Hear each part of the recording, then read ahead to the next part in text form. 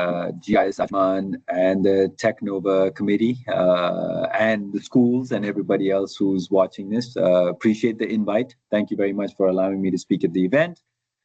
Before anything, I do want to apologize for not being there in person. And the reason is that I was in Dubai a couple of weeks ago when the event was originally scheduled. But I guess because of scheduling conflicts, we had to move it back a little bit. So I could not be there in person. I do apologize. So by the way, my name is Ashe Menon, and I will talk a little bit about why we're sponsoring this event. I'm responsible for Auredia, which is one of the sponsors for this event. And I'd also like to thank all the other sponsors for this event, ABB, Oracle, Brillosoft, everyone. Thank you very much. And now what I'm also going to do, I'm going to walk through a few slides, and I will make sure that I stick to the time slot. I know you guys have a very, very tight schedule, so I will make sure that I walk through this relatively quickly and walk you through what our thoughts are on why we're sponsoring this event, why we're also involved with students and AI and robotics in such a big way. So let me do this. First of all, let me say who I am. I have two roles. One, I am the Senior Vice President of Manufacturing for a company named NOV over here. And I'm also the president of Auredia, which is a startup that is funded by NOV, but focused purely on AI and automation and really around using people for AI and automation. So I'll walk through that a little bit as well. But just a little bit of background for you on NOV. It's a company that's all over the world, 550 locations, and this is a little bit old. It's about $8.8 billion in revenue. But we have offices in Dubai and Abu Dhabi as well. But the main thing about NOV is if you came to the event today, you probably came on a bus or a car or something, and that used petrol or gas. Some of you guys might have come in an electric vehicle, but to power that electric vehicle, you probably plug that electric vehicle into an outlet that was powered by some kind of a fuel source. Okay, so if you've seen a drilling rig, we probably built it. Okay, so the company is built, and it's been in business since 1841. So we've been a company for a really, really long time. If you've seen windmills and pictures of windmills in Denmark or any of that stuff, that's probably built by us or put into the ground by us as well. All over the world, I'm not going to go through this. But the thing is, what I want to say is that we build really, really, really big things. And so you guys are very young, but many, many years ago, there was an incident where a Captain Sullenberger, he goes by Captain Sully, was flying a plane out of New York, and all of a sudden his plane got hit by birds. And there were a lot of birds, not one or two, but a whole flock of birds hit both the engines, and he had to land that plane. And if you've seen pictures of New York, it's a very, very, very dense area. So there's not a lot of place where you can go land a plane. Yeah, there's no street, there's no highway or any of that stuff. And he had to land it very quickly because he had lost all power.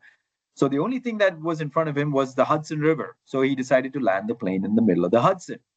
And this is an actual picture of all the people standing on the life rafts and on the wing of the plane and everything else. And everyone was safe. Everybody who got out of there. But one thing he wasn't thinking about was, how are we going to get the plane out of the water? So when they had to do something like that, they reached out to NOV and said, hey, you guys built really, really big cranes and really big things. Do you have something that can help us get this plane out of the water? So we did. We have, they used our plane to get that plane out of the water. So another thing that, again, this is just to give you an idea of who NOV is. Elon Musk, I think everybody knows who that is. When he decided to land his space shuttle on a barge, so it takes off, but it also lands it back, when he had to land it, he basically reached out to us and said, can you figure out how to get me power in the middle of the ocean to land this thing? And all of those yellow boxes and white boxes that you see are built by us. So we provide power for those barges where he lands those spaceships. The other thing, again, like I said, I talked about oil. When you look at this image that I have over here, I'm not sure if you guys can see it, but this little small thing at the top is the Burj Khalifa, the tallest building in the world. Okay, so when you think about that and how deep the oceans are, this is the Mariana Trench. If you have any questions that say what is the deepest part of the ocean, well, there's Mariana Trench. When you have to go dig for oil, this is how deep you have to go to find oil a lot of times. And so, not in Saudi Arabia and the UAE, which is a lot shallower, but most times when you think about oil, you have to find it. You have to go really, really deep to find oil. So, this is how deep you have to go. So, when you have to go that deep, you're making a big hole in the ground.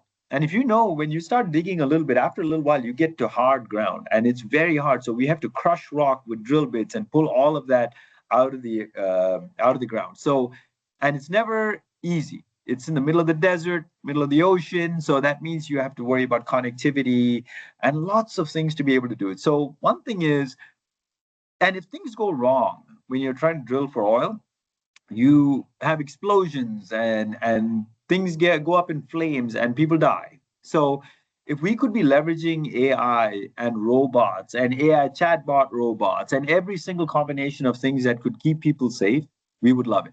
Okay, so the thing is, we don't need just robots. We need robots that are smart, that could be leveraging AI, could be making decisions, all of those things. So we leverage that in quite a big way. I think ABB is there today. They have some robots, so they're leaders in this space, right? So we've been using ABB for the longest time for any kind of controls and things that we use. We use ABB quite a bit. So, and of course, we use Oracle for all of our databases. So anybody from Oracle, we use you guys quite a bit. But most importantly, everybody needs the AI and the robotic side of it. I'm going to talk through a couple of things. Yes, if there are any AI developers, just remember you have to be very careful about how you handle people's data. Okay. And then the other big thing is that it can be biased. It's very easy for you to bias the data in a certain way where if you want to prove a certain thing, you can make that data work. And at the core of it, there's a lot of math involved and there's a lot of correlation involved between things that why certain things happen. And the correlation, if you put you can influence data in a very bad way. The other side of it is it starts to hallucinate. Hallucinate means that it starts to make decisions for you. If you start to say if there's more than one Ashe Menon, I'm pretty sure there are lots of Ashe Menons, and if you start to ask who is Ashe Menon, and somebody in that room might be typing that right now, and if it pulls up a different Ashe Menon and you decide to say, oh, well, this Ashe Menon is an athlete or a singer, or he was in jail for 17 years, or whatever it is, you have to make sure that you are able to audit that data to make sure that you're actually not picking the wrong answer to decide whatever it is that you're going to decide on. Because a lot of times when you're using AI, you're making decisions based on that. So for us, in our case, like you saw that all these TVs behind me, they have some stickies on them. That's the sticky is the name of a person who's also responsible. And these are all students that are responsible for this because as long as you put a human in the loop just to make sure that hey, look, is this data right? It really helps. And that's how we've dealt with it. Not saying everybody does it that way. We call it human in the loop, which is Hill. The other big thing, as you guys know, every day somebody's information is stolen. People are doing wrong things about it. So that's one of the big things that we need to be very careful about is how you control that data. I bet most of the kids in the room and the teachers in the room are saying blah blah blah. Yes, we know all these things. You know, it's evil. It's not. There's a lot of people worried about one thing. It's evil. It's going to take away all our jobs. They're all going away because it's all going to be AI and automation. The other set of people in the room, the students in the room, are saying, "Forget that, old man. I don't want to hear you talk about all this stuff. I just want to make sure that I can finish my homework faster." And go to ChatGPT or Copilot or whatever it is, and then type in a bunch of questions and get my answer, and I can submit all of that stuff. That's all I want AI for. And then there's the other side of it, which is it's so simple to use that it's going to make us all dumb. That's the other big thing. Everybody's just worried about the fact that it's going to make us all dumb. So I'm going to go in reverse order and answer some of these questions. But this was a paper written many, many years ago in the 60s by a gentleman named J.R. Linkleiter. And he started Fairchild, which was involved in the startup of Fairchild, which became Intel, which makes all the chips that actually go into all these computers. But he had written a seminal paper about man and machine working together. And it's a very important paper because he said that man plus machine is better than man or machine. just individually. So, and the thing is that what we have to know is that there's a lot of real world problems we have to solve. And if we can use AI and technology to be able to solve those problems, it is really, really useful for us. And when I say that, when you think about problems, we're talking about world hunger and poverty, and these are things that can help. And you think of poverty, and you say, "Well, how's that going to help?" But if you when I was in school many years ago in the 80s, uh, cell phones weren't that common. But now, anybody in India you go to, or anywhere in the world you go to, doesn't matter how poor or rich that country is, but I'm thinking more about the poor side of it, they have cell phones. And the reason is because cell phones got cheap. And when it becomes cheap, everybody has an access to something that was not really available to everybody all the time. So I want you to think about that as far as saying, how can tech make it easier? Okay. But the other big thing I want to say is everyone's very saying be very afraid of AI. But I'll tell you, many years ago, everybody was also very afraid of the calculator because teachers said, well, this was an actual print out of an article that said the math teachers were protesting in the United States, saying that all the students are going to get dumb and they're not going to be able to solve math problems because of the calculator. And they said we're going to allow students to use calculators in classrooms. And I'll tell you something. I did my times tables. I knew what 12 times 12 was and all that stuff. But if it went past 12, I was kind of gone. I couldn't tell you what 14 times 17 was very quickly. Okay. I'd have to do it on paper. I'd have to know how to do it. But I memorized a bunch of tables, but I also knew how to do the math. But as long as you understood what you needed to do, then the next part is how can you do it quicker and faster? So all of this comes down to efficiency and how efficiency translates to money.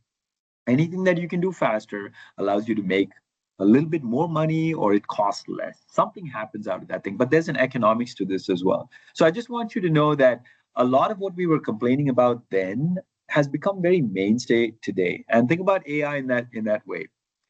The other big thing was I was recently at a conference. I was presenting at an AI symposium, and they were talking about how AI has made everything easy. And I asked the question. I said, if I had the best music AI software and I was able to compete against Beethoven making music, or Taylor Swift, or Billie Eilish, or AP Dillon, whoever that person is, can I make better music than that person if I had the best software?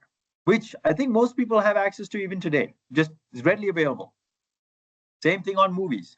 If I had Microsoft Copilot and I decided to write a movie script, would it be better than something that Spielberg or Mani Ratnam or any of these guys would create? I think I got a lot of people in the crowd that basically said, "Yeah, you can. You probably write one better." But then I said, "Okay, well that's good. But what if I gave that same AI technology to Taylor Swift or Beethoven or AP Dillon or whoever it is, and they are already talented, and I gave them AI versus me not being as talented as any of them, and with the same AI, I'm pretty sure they can actually get a better output from this. So I just want you to know when we say man and machine, and what Licklider was talking about was that the combination of both helps us do more because there's a creativity side that there's a lot of research now talking about how creative AI can be as well. But I just want you to know that's great, but the combination of both eventually is a little bit better than just one. The other thing about this was I was telling you about the economics lesson, right? So when you think about productivity, if I was in a room, I wouldn't have this slide that explained the definition of it very quickly, but it's really at the end of the day, the amount of real gross domestic product produced by an hour of labor, blah, blah. What does that even mean? The reality is this: for an hour of work, how much can I make? If I'm going to make a cell phone and in 1 hour I can make one cell phone, then that's the productivity. If I needed to increase that and I was able to make two cell phones in 1 hour, then that's basically what it is. Same cost, I was able to make more. Okay, so let's just say I get paid $5 an hour and I make one phone per hour. Then I go to GIS and I take a science class and I figure out something. And then I say, well, you know what? I can make two iPhones per hour. Okay, so because I learned something about something that makes it a little bit easier, faster, or cheaper. Cheaper became is a consequence of making things in the same amount of time I made more. Then after that, I went to 11th and 12th. I focused on maths and physics and I did more. And then I started to make more phones in the same amount of time. Per hour, I'm making 4. Then I came to this robotics event and I learned more. And there's some teachers that taught me about how I can use AI and robotics. And now I'm making 10 iPhones per hour. Same cost, more output. So now what I'm able to do is I've force multiplied Ashe Menon's ability to make phones because of technology. So when you think about it, now what can I do with those phones? When they become cheaper, more people can afford phones. More people can afford TVs. At the end of the day, what do we say about poverty? Poverty is nothing other than the fact that I cannot afford to do certain things. So if I can now afford to have a TV, have a phone, have a car, have all the things that allow me to do what everybody else is doing, I'm elevating some of the foundational problems that we might have through other problems. So that's when we talk about productivity and economics and AI, that's the moral of the story. When things get cheaper and more efficient, it helps everybody. The other side of it, the history lesson now, which is the other question that we have, is when I came to the U.S., and I was in school when one of the exams was, I came to college, and they said, guess what? It's all open book exams. And the teacher leaves the room, gives you the questions and gives you a book and leaves. When I heard it was a open book exam, I said, well, I don't have to study. So guess my grade? I got an F. The teacher graded on a curve. What happened was the students that actually studied did better. And the number of questions the teacher gave us was so many that if you were to just go and sit there and go through the chapter, read the page, you would not get to the answer fast enough. I barely got through a third of the questions before most of the students were done and the time was over. So the thing is this, as you get to be more efficient, if you don't have certain foundational understandings of certain things, someone's going to beat you to the punch. So that's the main thing you have to remember is don't cheat yourself. Okay, don't think that, oh, well, now I have ChatGPT, I can do it. Well, every other student has ChatGPT as well. So if that teacher is looking at this stuff, everybody copying the same question gives you the same answer is going to give you that thing. And you can get a little bit smarter and say, let me change this question a little bit. But I'll tell you what, the teachers have the same ChatGPT that you guys have. And remember, teachers are pretty smart.